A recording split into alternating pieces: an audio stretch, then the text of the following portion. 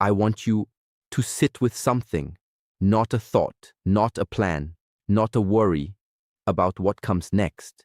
Just this, just right here, right now.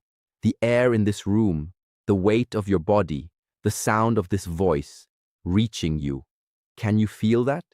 Because what I'm about to share with you begins exactly here, not in some distant philosophy, not in a teaching you must study for years, but in this single, ordinary, utterly profound recognition. The present moment is the only home you have ever had. Think about that, honestly. When have you ever actually lived anywhere else?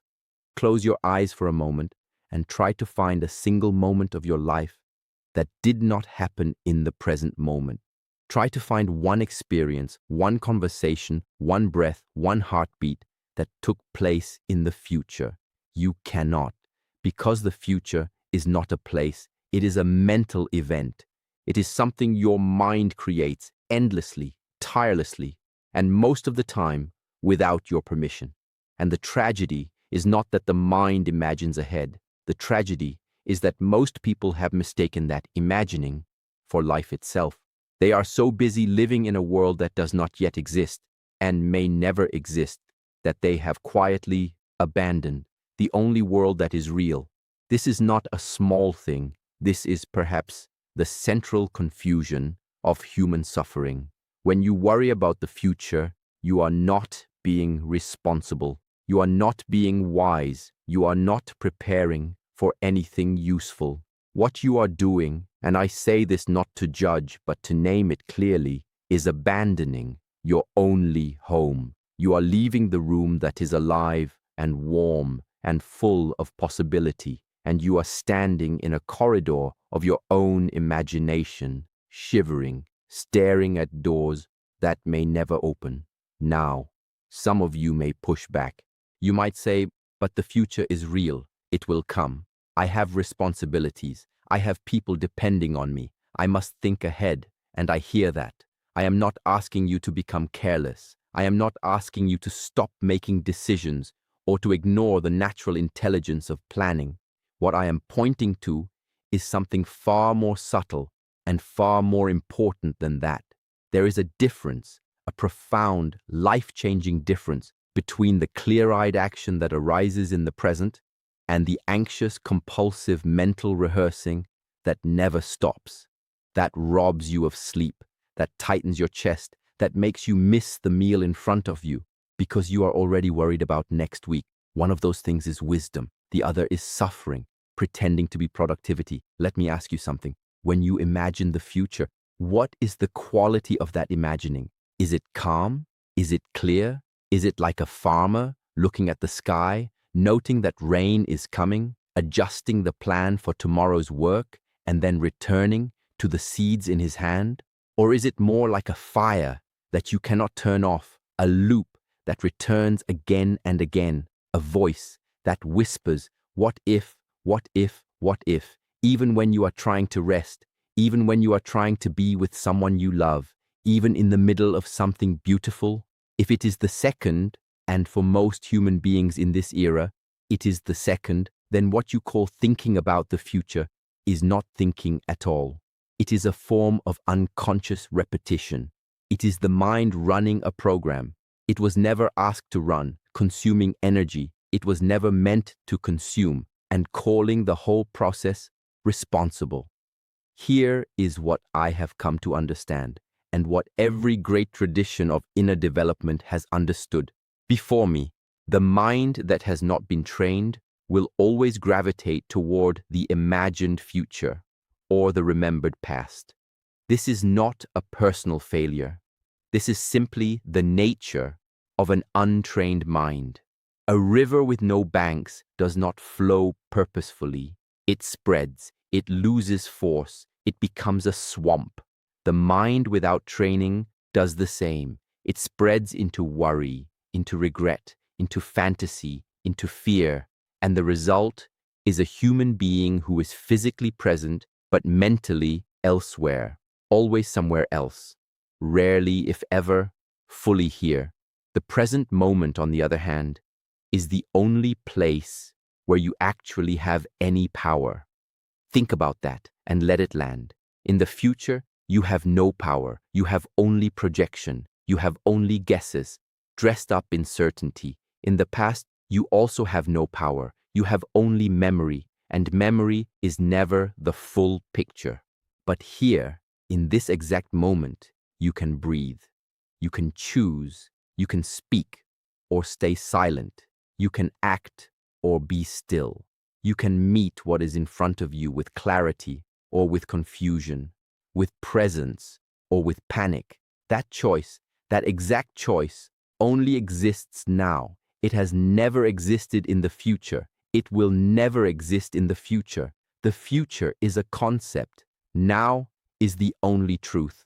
I remember watching a bird once, a simple bird, perched on a branch outside a window in the early morning. And what struck me was not the bird itself, but the quality of its presence. It was not worrying about whether the branch would hold. It was not anxious about where its next meal would come from. It was not replaying something that happened yesterday or rehearsing something that might happen tomorrow.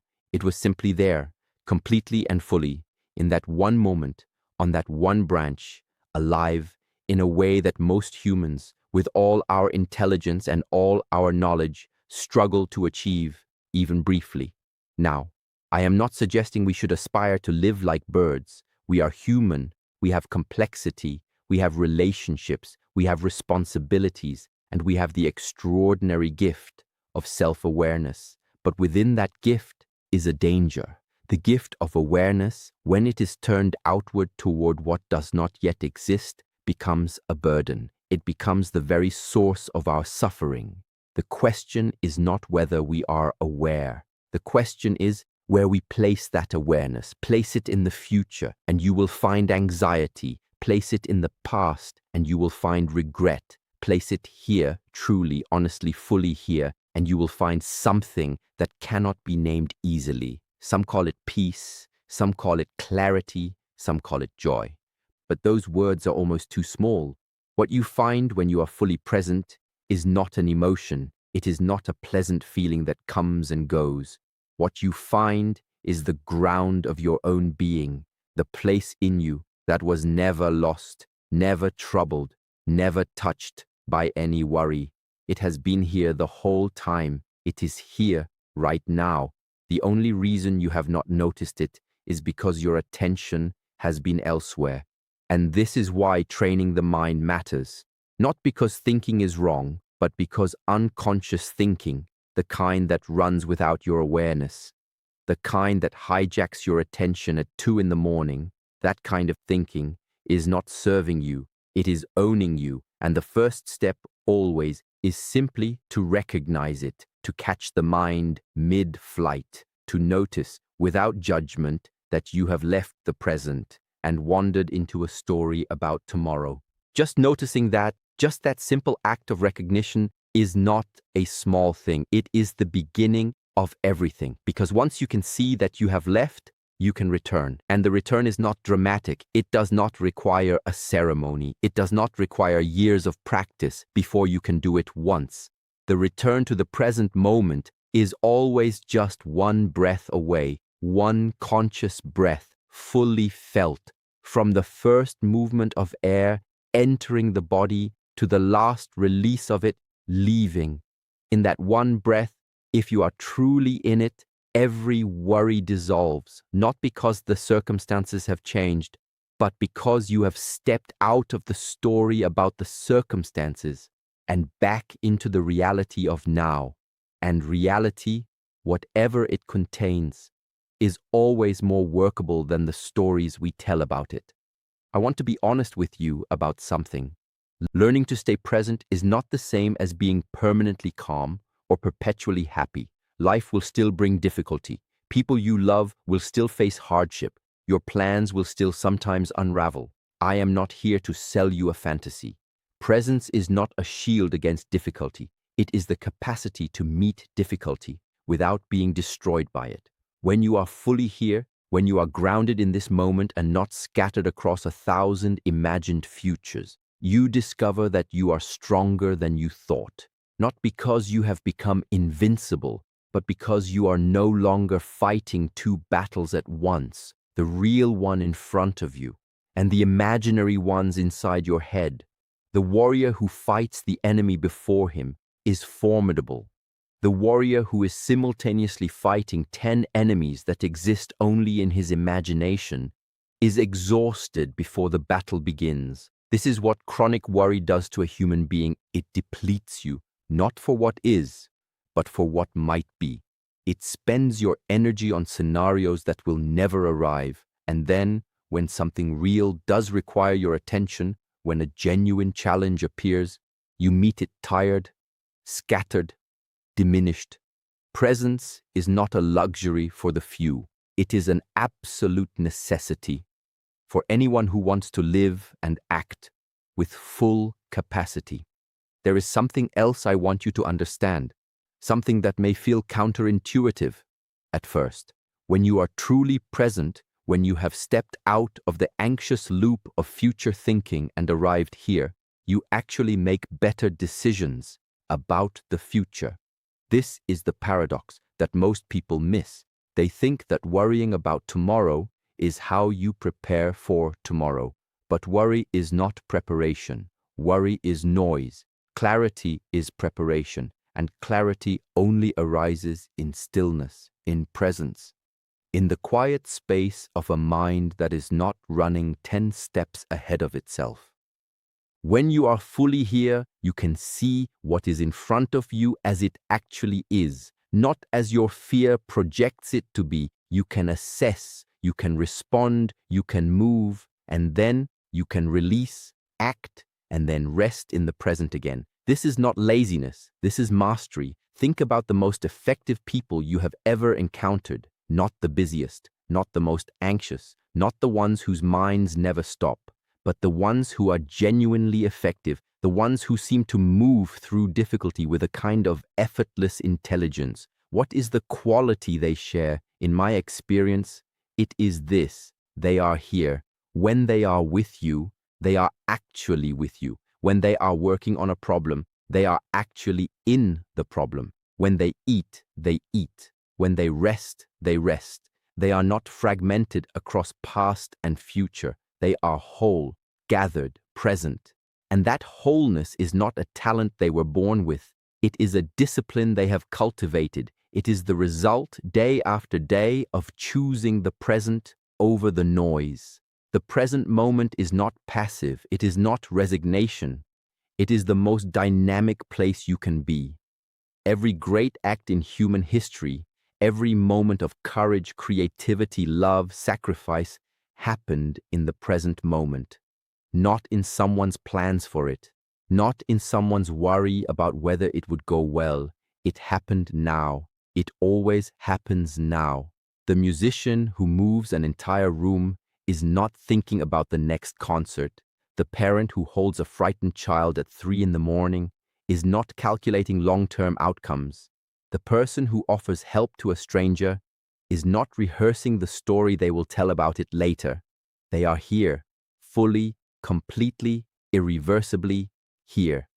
And in that here-ness, something happens that no amount of future planning can manufacture. Life, real life, takes place.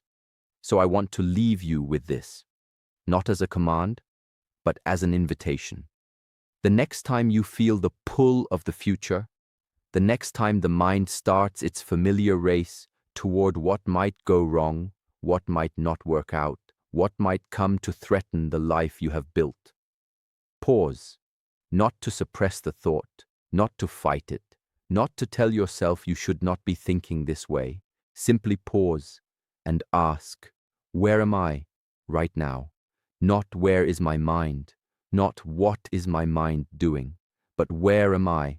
And you will find, if you look honestly, that you are here, that you have always been here, that beneath every layer of worry and planning and imagining, there is a you that is simply present, simply awake, simply alive in this moment, this one unrepeatable, absolutely sufficient moment That is your home.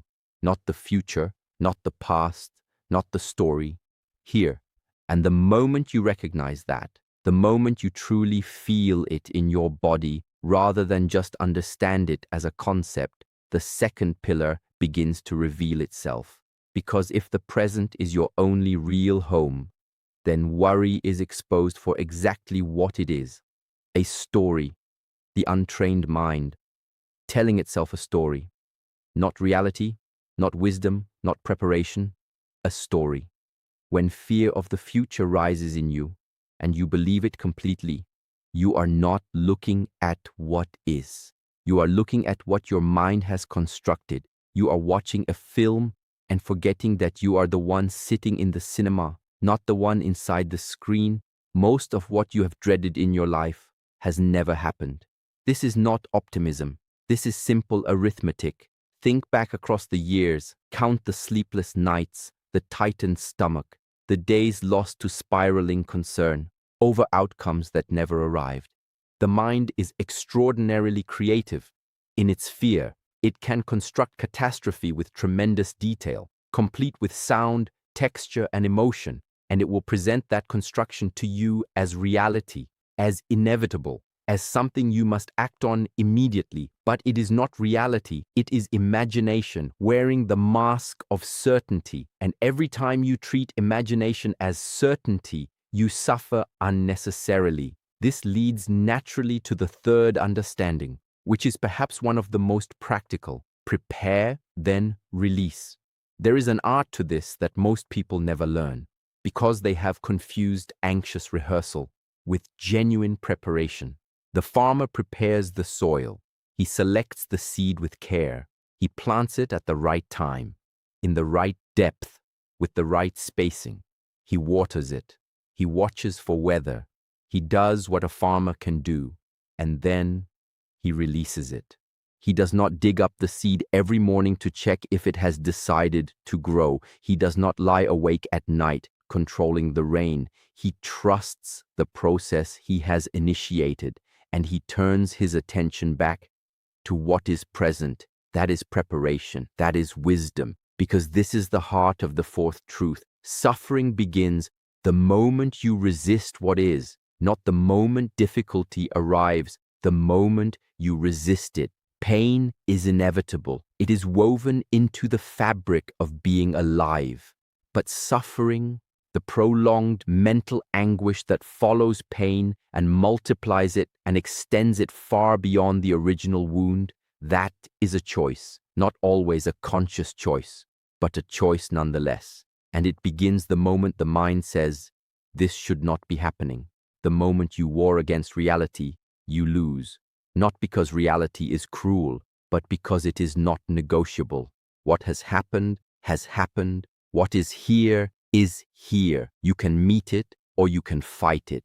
And fighting it adds your own energy to your own suffering, making it heavier and longer than it ever needed to be. Acceptance, real acceptance, not passive defeat, but clear-eyed, courageous meeting of what is. That is where power begins, and it connects directly to the fifth pillar. You cannot control outcomes, only your inner state. The external world will do what it will do. Markets will move. People will change. Weather will come. You cannot grip the world tightly enough to make it hold still, but the quality with which you meet whatever comes, the depth of your presence, the stability of your breath, the clarity of your perception, that is entirely within the domain of your own cultivation. This is not a small consolation prize. This is everything. And so you walk, step by step, moment by moment, with the sixth understanding carried inside you like a quiet lantern. Every step walked in full awareness is enough. You do not need to see the entire path. You need only this step, taken fully with complete attention. The summit reveals itself to those who walk this way, not to those who stand at the base imagining the peak, paralyzed by the distance, but to those who move one complete step at a time, who are so fully in each step that the mountain itself seems to open before them. The seventh pillar is one that the modern world has almost entirely forgotten. Impermanence is not a threat, it is a teaching. Everything changes, every situation, every relationship, every phase of life. This is not tragedy, it is the nature of existence, and within it is the deepest invitation you will ever receive to be fully alive right now, because right now is the only moment this exact configuration of life exists. The flower does not mourn that it will fall. It blooms completely, and in blooming completely, it teaches anyone willing to watch. Which brings us to the eighth truth, the one that determines everything else. The quality of your inner life determines everything. Two people can stand in the same storm. One is destroyed, the other is refined. The storm is not the difference, the depth of their foundation is. And that foundation, that inner stability, that rootedness in the present, is built not in the storm, but in the ordinary quiet moments of daily life. Every time you choose presence over distraction, every time you pause and return to now, every time you train the mind rather than follow it blindly, you are laying stone upon stone, building something that no external circumstance can collapse. The ninth pillar is the one that speaks most directly to action. Act with full effort. Hold the result lightly. Give everything you have to what stands in front of you today. Do not hold back. Do not protect yourself from commitment. Bring your full intelligence, your full energy, your full creativity to this moment's work. And this is the discipline that requires real practice. Do not attach your peace to the outcome. The outcome belongs to the river, not to the swimmer. You swim with everything you have. Where the river carries you, you cannot always choose. Those who do their work without grasping at the fruit of it are never truly defeated, because their identity, their equanimity, their sense of wholeness does not rest in whether the outcome matched the expectation. It rests in the quality of the work itself. And finally, the 10th pillar, the one that holds all the others. Stillness is not the absence of life, it is its source. When you stop running from what might come, when you truly, fully stop, you discover something beneath all the noise, something that has been there the entire time, patient, unchanged, waiting for you to return. Call it what you will, it is the ground of your own being, the silence between the thoughts, the space in which everything appears and disappears, and it is not empty. It is the most full thing you will ever encounter, because it is what you are, before the worry, before the planning, before the identity you have constructed, before all of it. This stillness is not something you must achieve. It is something you must stop leaving, come home,